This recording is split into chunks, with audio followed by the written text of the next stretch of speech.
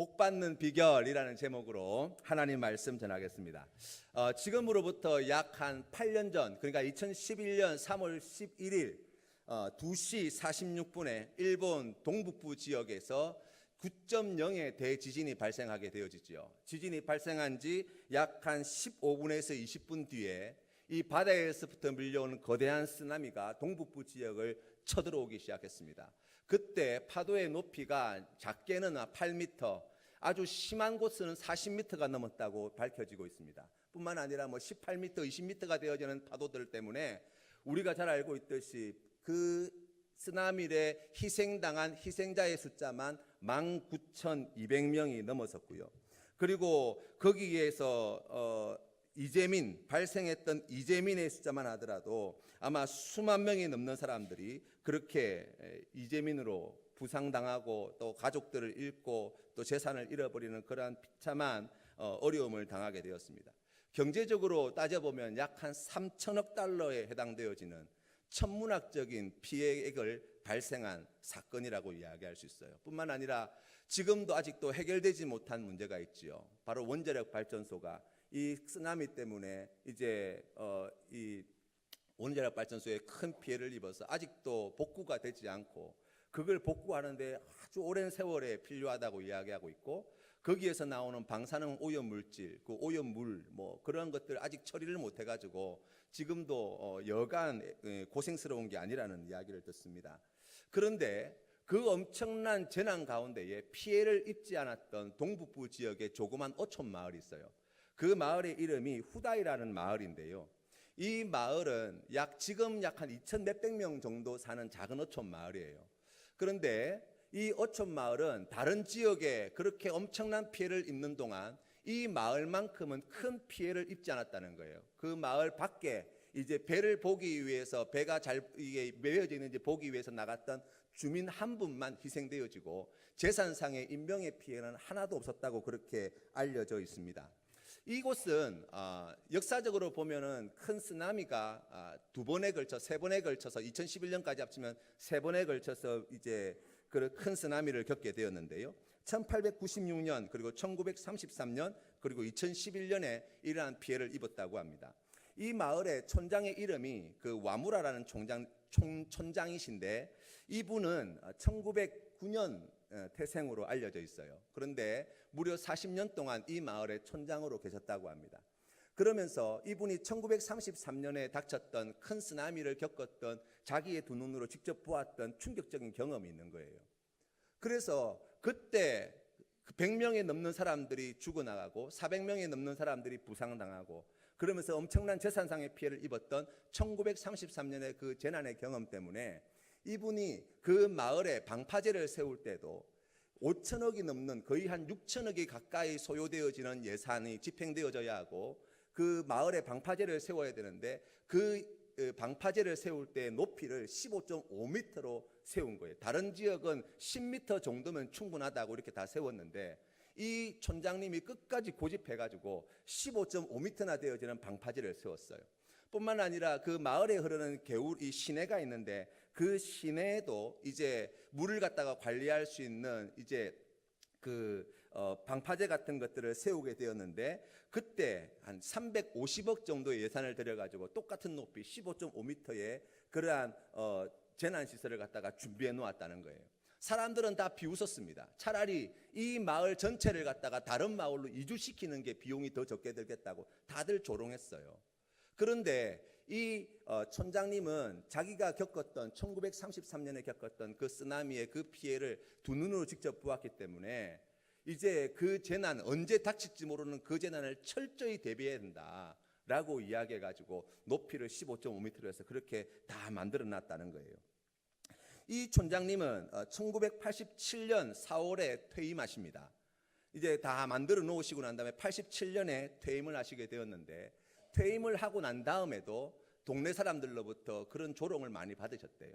돈을 갖다가 이렇게 엄한 데 쓰고 바보 같은 일을 한 그러한 촌장으로 동네 사람들 앞에 그런 조롱거리가 되었는데 퇴임하신 후에 이제 14년이 지난 뒤에 그 엄청난 일이 닥치게 된 거예요.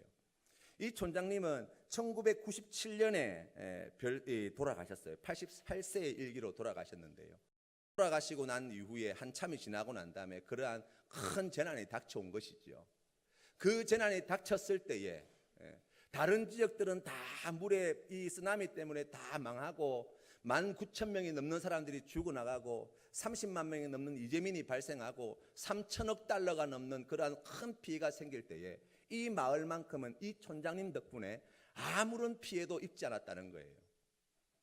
그 재난을 철저하게 준비하였던 한 사람, 그 한 사람으로 말미암아 2,000명에 넘는 마을 사람들이 그들이 평생을 갖고 온 그 재산들이 잘 보호되었다고 우리가 이 이야기를 통해서 배울 수 있습니다. 준비되어진 한 사람은 이처럼 중요합니다. 준비되어진 한 사람은 이처럼 가치 있습니다. 우리가 오늘 성경 말씀을 통해서 듣게 되어지는 하나님의 음성도 마찬가지예요. 오늘 성경 말씀에 주인과 종의 이야기가 나오는데 이 이야기가 우리에게 가르쳐주는 바는 하나예요.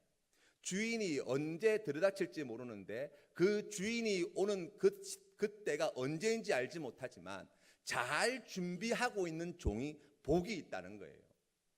우리가 오늘 읽은 성경 말씀 37절 말씀에 보시면 이렇게 나와 있어요. 주인이 와서 깨어있는 것을 보면 그 종들은 복이 있으리로다. 38절 말씀에 또 이와 같이 이야기합니다. 종들이 그같이 하고 있는 것을 보면 그 종들은 복이 있으리로다. 우리가 오늘 읽은 말씀 뒤에 43절 말씀에 보시면 이렇게 이야기하고 있어요. 주인이 이를 때에 그 종이 그렇게 하는 것을 보면 그 종은 복이 있으리로다 라고 이렇게 설명을 해주고 있어요. 복 있는 종이에요. 복 받을 짓을 한 종이라고 이야기할 수 있죠. 우리가 이 말씀을 보면 떠오르는 사자성어가 있어요. 뭐예요? 유비무환이라고 이야기할 수 있을 거예요. 이 유비무환이라고 하는 말의 유래를 찾아보니까요, 서경이라는 책에 나와 있는데요, 이 은나라에 이제 그 고종이라는 왕이 있었는데 이 고종이라는 왕이 부열이라고 하는 재상을 이제 자기 신하로 이제 불러들였던 거예요. 왜냐하면 이 사람이 워낙 식견이 탁월하고 능력이 출중해서 이 사람에게 좋은 정치적인 조언을 받고 싶은 마음에 이 부열이라고 하는 신하를 이제 재상으로 앉혀놨는데 이 부열이라고 하는 신하가 이 고종이라고 하는 은나라 왕에게 그러한 직언을 올렸다고 합니다. 생각이 오르면 이를 행동으로 옮기되 그 옮기는 것을 시기에 맞게 하십시오. 그리고 모든 일에는 그것이 갖추고 있어야만 되는 여러 가지 조건이 있으므로 그 조건이 다 구비되어 있어야지만 다른 염려가 없습니다 라고 이야기하면서 여기에서 유비무환이라고 하는 사자성어가 나왔다고 이야기하더라고요. 다시 말하면 우리가 오늘 성경 말씀을 통해서 듣게 되어지는 하나님의 그 음성은 무엇입니까? 예수 그리스도를 믿는 모든 그리스도인은 주인을 기다리고 있는, 주인을 맞이하기 위하여 준비하고 있는 그러한 종이 되어야 된다고 말씀하시는 거예요. 때문에 우리가 이 말씀을 통해서 다시 한번 생각해 보면, 그러면 주인이 언제 올지 모르는 그러한 상황 속에서 우리가 어떻게 준비해야 할 것인가 라는 것을 오늘 이 말씀을 통해서 먼저 배우기를 원합니다. 기독교 신앙을 한 가지로, 이 기독교 신앙의 특징을 말해주는 한 가지 단어를 이야기한다면 종말론이에요. 기독교 신앙은 우리의 성경이 말하는 역사는 하나님께서 이 우주 만물을 창조하신 것에서부터 출발해서 예수 그리스도의 초림 사건과 그리고 마침내 다시 오실 예수 그리스도의 재림 사건을 통해서 이 역사는 끝이 난다는 거예요. 그렇기 때문에 우리가 그러한 종말적인 역사관을 가지고 우리가 오늘 이 시대를 바라보게 되어지면 이미 오신 예수 그리스도, 2000년 전에 이 땅에 오신 예수 그리스도께서 우리를 위해서 복음을 전하시고 고난당하시고 십자가에 못 박혀 죽으시고 난 다음에 3일 만에 부활하시고 승천하셔서 이제 오실 날만 기다리는 사람들, 바로 그리스도인이라고 이야기하는 거예요. 그런데 그 날과 그 시는 아무도 알지 못하지요. 오직 아버지만 아신다는 거예요. 그렇기 때문에 오늘 저녁에라도 주님께서 오신다고 하면, 내일이라도 우리 주님께서 다시 이 땅에 오신다고 해도 아무런 이상할 것이 없는 역사적인 시점 가운데 우리가 서 있다라고 말씀해 주시는 거예요. 뿐만 아니라 이러한 종말신앙은 우리의 개인의 종말도 함께 포함한다고 이야기할 수 있어요. 무슨 말씀이냐면 우리가 이 땅에 태어날 때에 우리가 몇 월 며칠 출생해서 우리가 이 땅을 살아가게 되어지는데, 우리가 그렇게 힘있게 건강하게 활기차게 열심히 살아가지만 사실은 모든 사람들이 가지는 공통점이 무엇입니까? 하나님께서 부르실 날이 언제인지는 아무도 모른다는 거예요. 젊다고 해서, 건강하다고 해서, 힘이 있다고 해서 오래 사는 것도 아니고요. 병약하다고 해서, 나이가 많이 들었다고 해서 빨리 부르시는 것도 아니더라고요. 우리가 우리의 날수를 감히 계산할 수 없도록 하나님께서 그렇게 지으셨대요. 이 말씀은 어떤 말씀이에요? 오늘 당장 하나님이 우리를 부르신다고 하여도 이상할 것이 없는 삶의 자리에 우리가 서 있다는 거예요. 그렇기 때문에 우리 하나님께서 오늘 주시는 말씀을 통해서 우리에게 가르쳐 주시는 것은 무엇입니까? 깨어 있으라는 거예요. 언제 주인이 오더라도, 언제 우리 예수님이 오더라도, 언제 우리 하나님께서 우리를 부르시더라도 그 부르심을 받을 때에, 우리가 만날 때에 우리가 아멘 주 예수여 오시옵소서 라고 하는 귀한 믿음의 고백으로 기쁨으로 달려나갈 수 있도록 깨어 있으라고 말씀하시는 거예요. 그런데 우리가 그러한 의문이 들죠. 그럼 어떻게 깨어 있을 수 있습니까? 라고 이야기할 때 35절 말씀이에요. 우리 같이 한번 읽어보겠습니다. 시작. 허리에 띠를 띠고 등불을 켜고 서 있으라. 아멘. 종말을 준비하는, 주인이 다시 돌아올 그날을 준비하는 모든 그리스도인들에게 주신 말씀이에요. 허리에 띠를 띠고 등불을 켜고 서 있으라 말씀하셨습니다. 이 허리에 띠를 띈다는 말의 의미가 무엇입니까? 라고 이야기하면 우리가 이 말씀의 이해를 위해서 에베소서 6장 14절 말씀을 우리가 먼저 살펴볼 필요가 있는데요. 에베소서 6장 14절 말씀 같이 읽어보겠습니다. 시작. 그런즉 서서 진리로 너희 허리띠를 띠고 의의 호심경을 붙이고 아멘. 전신갑주를 취하라 말씀하실 때 제일 먼저 주신 말씀이 무엇이냐라고 이야기하면 진리로 너희 허리띠를 띠라고 말씀하셨어요. 지금에야 복장들이 다 몸에 맞게 이렇게 잘 옷을 갖춰 입잖아요.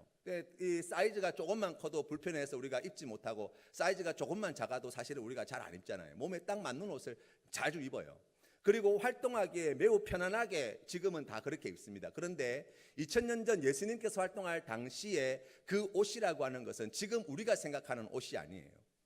이제 조금 쉽게 설명을 드리면 그냥 부대자루 같은 거 이렇게 구멍 내서 입고 있고, 그리고 긴 천조각 같은 거 몸에 칭칭 둘렀다고 보시면 돼요. 걸어갈 때는 괜찮습니다. 그런데 일하는 데는 여간 불편한 게 아니에요. 그래서 종들이 집에서 주인을 위하여 섬기면서 꼭 해야 될 일이 뭐냐라고 이야기하면, 일을 할 수 있도록, 일하기 편하게 그 몸을, 그 옷을 허리띠로 잘 묶는 일이 꼭 필요했던 거예요. 다시 말하면 오늘 하나님께서 진리로 너희 허리띠를 띠라 말씀하실 때, 우리가 이 말세의 때를 살아가는 그리스도인으로 살 때 우리가 어떻게 해야 됩니까? 라고 이야기하면 진리의 말씀으로 우리 허리띠를 잘 메고 하나님께서 기뻐하시는 믿음의 길을 가라는 거예요. 이게 무슨 말씀이에요? 지난주에 말씀을 전하셨던 김동호 목사님께서요, 우리 교회에서 이제 요 가까운 호텔에 숙소를 잡아드렸거든요. 그런데 이제 그 아침에 따로 이렇게 저희들이 찾아가서 이렇게 식사 대접을 하지 않고 호텔에서 하는 조식을 이제 드실 수 있도록 준비해 드렸어요. 이제 목사님께서 이제 아침에 내려오셔가지고 호텔 조식을 드시려고 이렇게 식당으로 가셨는데, 가 보니까 거기에 이 포크하고 숟가락은 세팅이 되어 있더라는 거예요.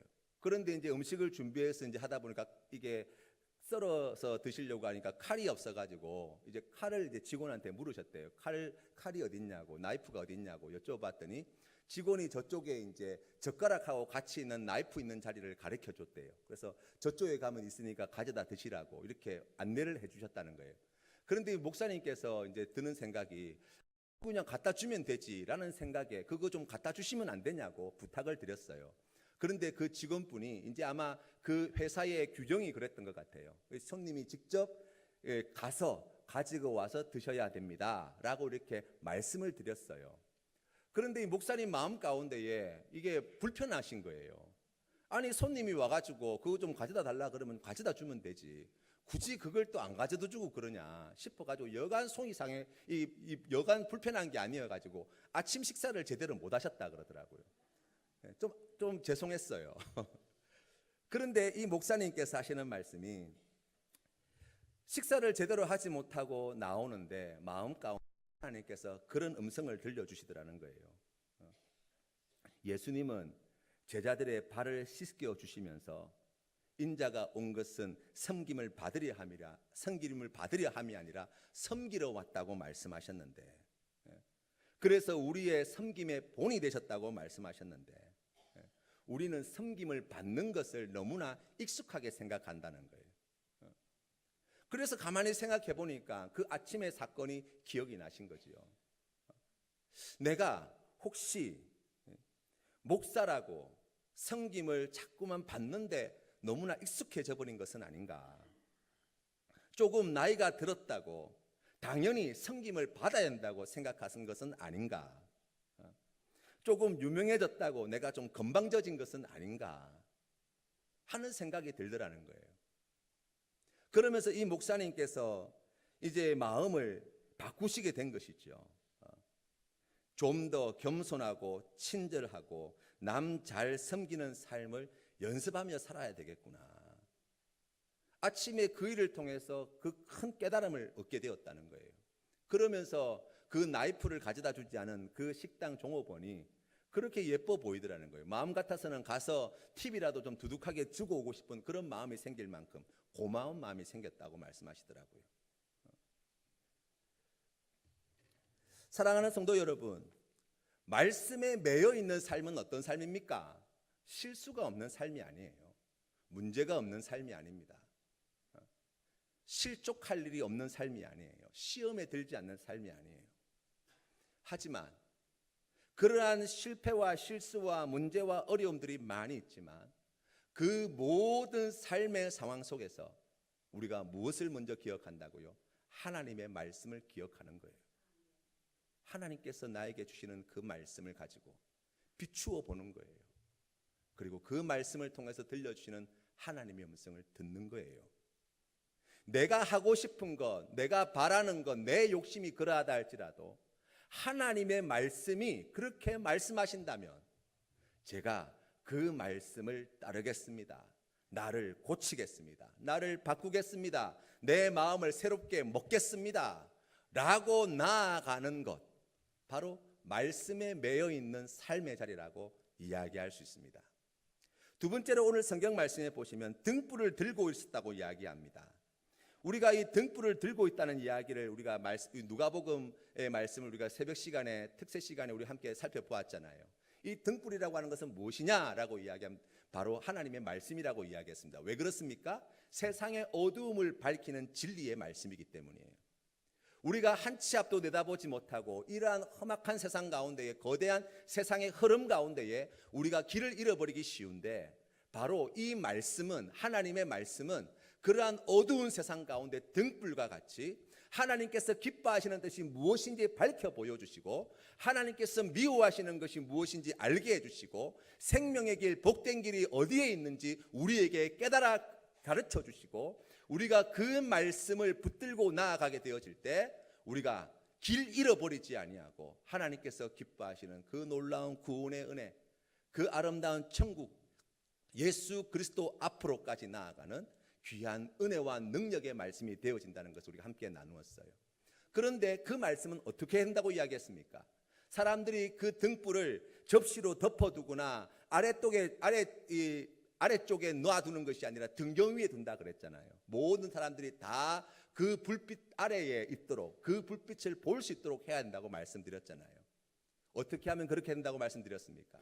말씀을 듣고 그 말씀에 순종하게 되어질 때 보아도 보지 못하고 들어도 듣지 못하는 세상 사람들까지도 그 밝은 빛을 보고 하나님의 말씀이 진리임을 우리 하나님이 우리를 얼마나 사랑하여 주시는지 예수 그리스도께서 우리를 위하여 어떠한 일을 하셨는지를 깨달아 알게 되어지는 역사가 나타나게 될 거라는 거예요. 그래서 우리가 오늘 주신 말씀을 통해서 배우게 되어지면 바로 주인을 기다리는 종들은 깨어 있어야 되는데 어떻게 깨어 있어야 한다고요?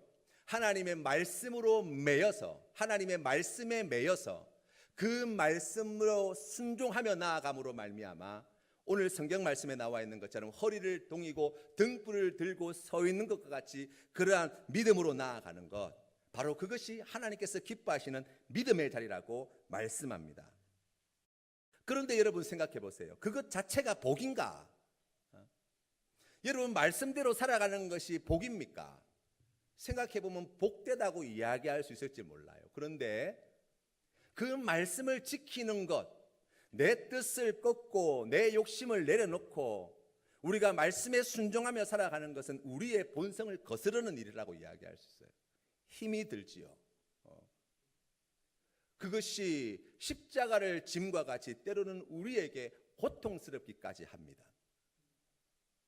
그런데 오늘 성경 말씀을 여러분 잘 보세요. 하나님께서 우리에게 주시는 복은 말씀을 잘 지켜라, 또 말씀에 매여 살아라 라고 하는 것에 있지 않고, 오늘 성경 말씀 37절 말씀을 잘 보세요. 우리에게 약속된 첫 번째 복이 여기에 있습니다. 읽어보겠습니다. 시작. 주인이 와서 깨어 있는 것을 보면 그 종들은 복이 있으리로다.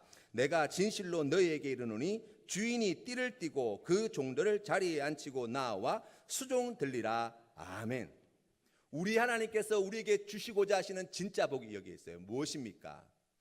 우리가 주인을 맞이하기 위해서 기다리는 종된 자들인데, 주인이 오게 되어지면 깨어서 주인을 맞이한 종들을 이 주인이 너무나 귀하게 보셔서 이 종들을 자리에 앉히고 직접 허리를 동이시고 이 종들을 주인이 섬긴다고 말씀하시는 거예요. 이것이 하나님께서 우리에게 약속하신 복입니다. 이 말씀을 우리가 조금 더 깊이 생각해 보면 예수님께서 공생의 기간 동안에 제자들에게 보여줬던 그 사역의 다리를 찾아볼 수 있어요. 요한복음 13장 말씀에 보시면 우리 주님께서 제자들의 발을 씻기시는 세종 예식을 행하셨는데요, 이 13장 13절 말씀에 이렇게 나와 있습니다. 너희가 나를 선생이라 또는 주라 하니 너희 말이 옳도다. 내가 그러하다. 내가 주와 또는 선생이 되어 너희의 발을 씻었으니 너희도 서로를 발을 씻어주는 것이 옳으니라 말씀하시고, 17절 말씀에 너희가 이것을 알고 행하면 복이 있으리라. 아멘. 무슨 말씀입니까? 우리 주님께서 우리를 섬기신다고 말씀하시고, 섬기시는 그 귀한 섬김의 자리, 가장 대표적인 자리가 어디냐? 제자들의 발을 씻겨주시는 그 최후의 만찬에 세종 예식을 행하셨던 자리라고 이야기하는 거예요. 그 의미가 무엇입니까? 가장 지저분한 발, 그 더러움을 씻겨주시는 은혜, 바로 그것이 우리 주님께서 우리를 섬기시는 사역의 첫 번째 내용이라고 이야기하는 거예요. 두 번째는 마가복음 10장 45절 말씀에 나와 있는데요, 같이 한번 읽어보겠습니다. 마가복음 10장 45절 말씀입니다. 시작. 인자가 온 것은 섬김을 받으려 함이 아니라 도리어 섬기려 하고 자기 목숨을 많은 사람의 대속물로 주려 함이니라. 아멘. 섬기시는 예수님은 우리를 위해서 무엇을 하셨습니까? 십자가에 달려 죽으시기까지 우리를 그처럼 철저히 섬기셨다고 말씀하시는 거예요. 섬기러 오신 예수님께서 하신 일이에요. 우리의 더러운 발을 깨끗이 씻기실 뿐만 아니라 우리의 구원을 위하여서 십자가에 우리 죄를 대신하여 달려 죽으시는 그 귀한 섬김을 행하신 우리 주님이라고 성경은 우리에게 가르쳐 줍니다.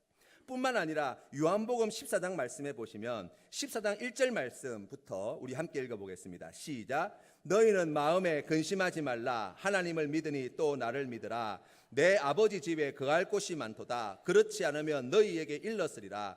내가 너희를 위하여 거처를 예비하러 가노니. 아멘.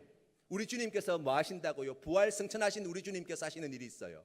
그것은 우리를 위하여서 그 하늘나라에 나를 위한 거처를 친히 예비하시겠다고 약속해 주셨어요.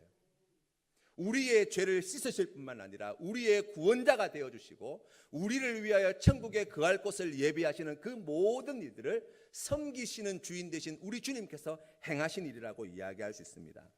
뿐만 아니라 우리가 성경 말씀을 보게 되어지면, 우리가 오늘 읽은 성경 말씀 뒤편의 말씀에 보시면 이 12장 4절 말씀에 이렇게 나와 있습니다. 내가 참으로 너희에게 이르노니 주인이 그 모든 소유를 그에게 맡기리라 고까지 약속해 주셨어요.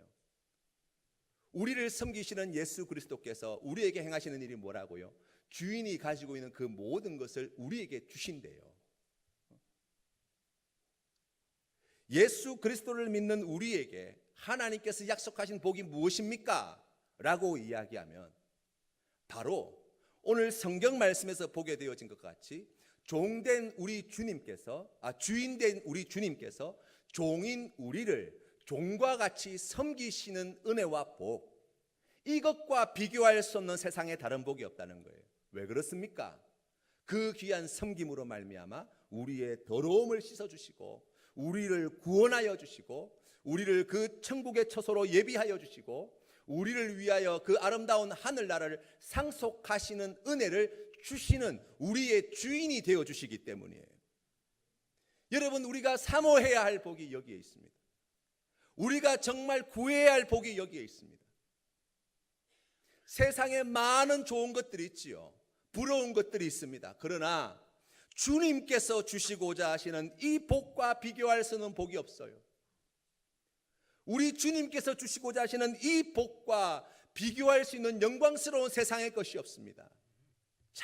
잠깐 우리가 이 땅에 머무는 동안 잠시 잠깐 가진 것 같지만 주님 부르실 그때에, 우리 주님 다시 오실 그때에 그 모든 것들은 다 사라져 버릴 것이 되기 때문에 오직 하나, 우리를 섬기시는 예수 그리스도께서 우리를 위하여 예비하신 이 복만큼은 영원히 변치 아니하고 이 복으로 말미암아 우리에게 주신 그 귀한 모든 좋은 것들이 주는 기쁨과 영광은 이 세상의 그 어떠한 것과 비교할 수 없이 아름답고 귀하고 영광스러운 것임을 믿으시기를 바랍니다.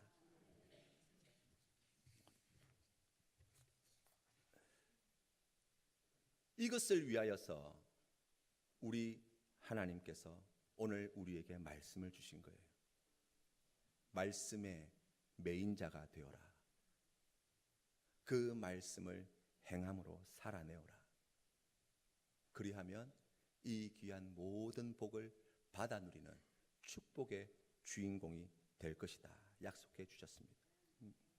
사랑하는 성도 여러분, 하나님께서 우리에게 주신 이 귀한 축복의 주인공이 되시기를 주님의 이름으로 축원합니다. 우리에게 주신 이 귀한 복을 사모하시는 우리 귀한 성도님들 되시기를 바랍니다. 이를 위하여 무엇보다도 하나님의 말씀을 사모하시고 가까이 하시고 그 말씀에 붙들려진 귀한 삶으로 이 한 주간도 하나님께 큰 영광 올려드리시는 우리 모든 성도님들 다 되시기를 주님의 이름으로 축원합니다. 기도드리겠습니다.